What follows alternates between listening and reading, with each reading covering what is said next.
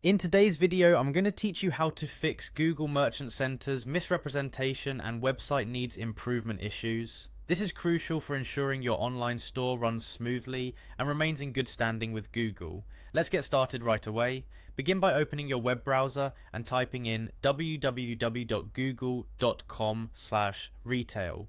From there, you'll want to click on Sign In and choose the option to sign into Merchant Center. This is your entrance to managing your product listings and ensuring everything is up to Google's standards.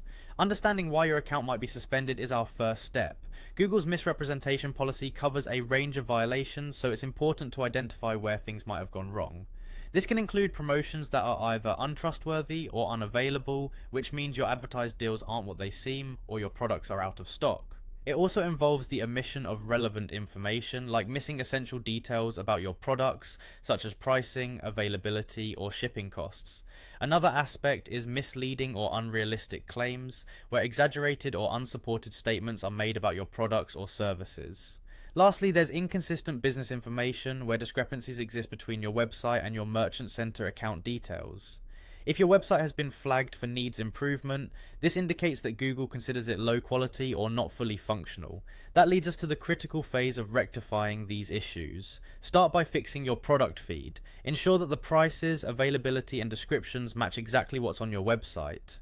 Do a thorough check to remove or update any unrealistic or misleading claims. This will go a long way in building credibility with Google. Ensure your website is functional across both desktop and mobile platforms, loads quickly, and does not have broken links or 404 errors.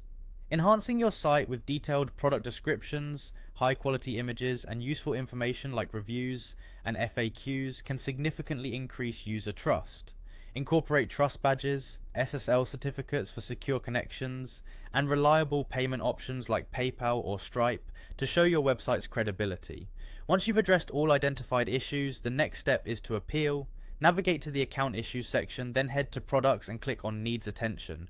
There you'll find the option to click I disagree with the issue. Before you proceed with requesting a review, provide a reason for why you believe the issue should no longer apply. Be honest and specific in your explanation, detail the changes you've made and how these adjustments ensure compliance with Google's policies. Finally, once you've described these changes, click on Request Review. With that, you've completed the necessary steps to address these issues effectively. Stay proactive in monitoring your account to prevent similar problems in the future. That's all for today's tutorial. I hope you found this information helpful.